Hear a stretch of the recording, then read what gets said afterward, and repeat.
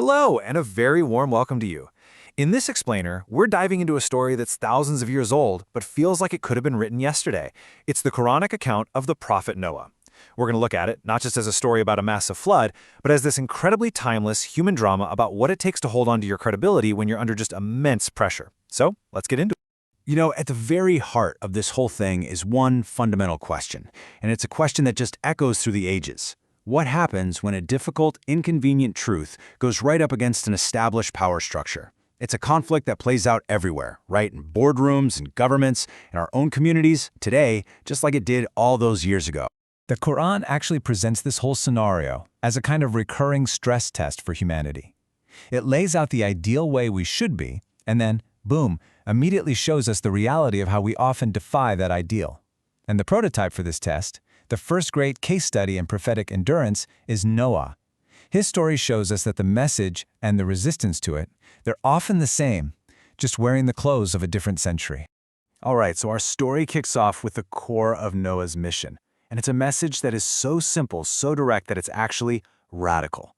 And as you might guess, it's met with some pretty fierce rejection right from the start. Just look at how simple and pure this message is. It's not some complicated philosophical argument. It's a straight-up call. Worship the one Creator. And you see that accountability is built right in. When it says fear Him, it's not about being terrified. It's about having a deep moral awareness that your actions have consequences. You'll find that every prophet starts from this exact point, because really, everything else that makes a society just and fair, it all flows from this one idea. So how does the elite, the power structure of the time, respond to this? Do they engage with the message? Do they debate the theology? Nope. They attack the messenger. It's a classic tactic, really. First, they just dismiss him as just a man, which is basically code for, who does this guy think he is, telling us we're wrong? Second, they create this impossible standard to meet. If God really wanted to send a message, he'd send angels, not one of you. And third, they hide behind tradition, saying, our ancestors never did this, trying to paint this new truth as some kind of dangerous idea that threatens their whole way of life. And when those arguments don't quite land, the strategy shifts and gets a lot more personal and honestly a lot more vicious. See, if you can't argue against the idea, you try to completely discredit the person who's bringing it. The next step is to pathologize the messenger. And what they do next is a brilliant example of what we would today call gaslighting. The elite start telling everyone that Noah is possessed with madness. The goal here is crystal clear. If you can label him as unstable or irrational, then you never have to actually deal with the truth of his message. Their advice to the people was basically, just ignore him, wait it out, he'll burn himself out. But the thing about truth is, it rarely does. Okay, this is a really critical turning point in the story. After all the mockery, the character assassination, and just total rejection, Noah's strategy makes a huge pivot. He decides to move the struggle from the public arena to a much more private one.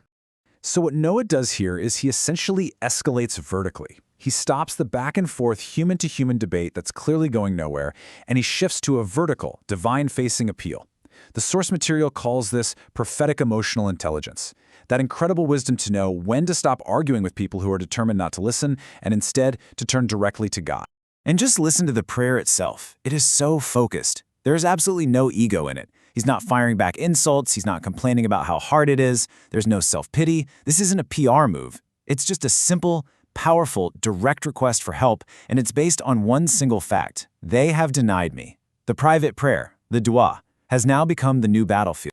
And the divine response he gets isn't vague at all. It's what the source calls divine micromanagement. The instructions are incredibly precise and purposeful. Construct the ship under our observation means this is now a divinely protected and guided project. And notice that little detail at the end. Even your family ties don't give you a free pass from justice.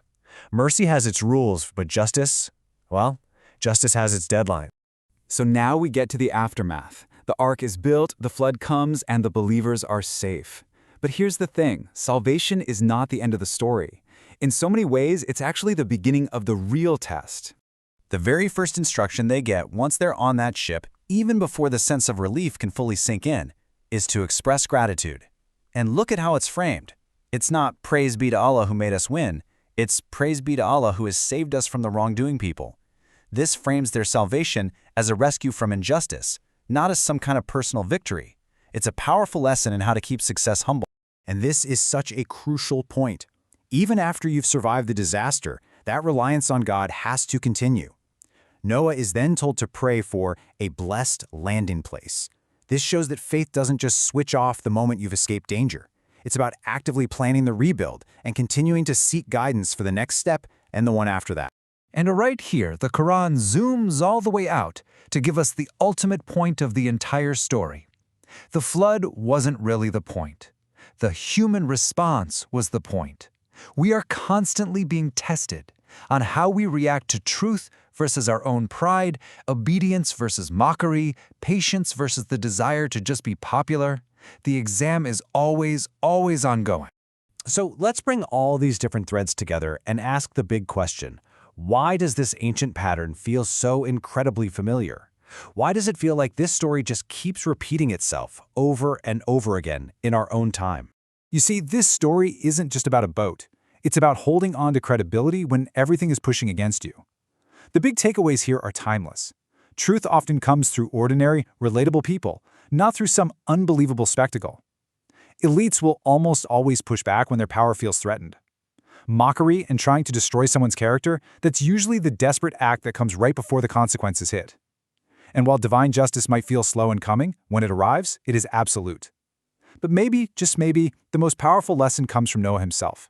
Your mission doesn't fail when people laugh at you. It only fails when you give up. So the source material leaves us with this really powerful thought. History doesn't repeat itself just for the sake of it. It repeats because we, as human beings, are pretty predictable. We fall into the same patterns of ego and denial and protecting our own power. And that leaves us with one final, very important question to think about. Knowing the pattern, seeing it laid out so clearly, how do we break it?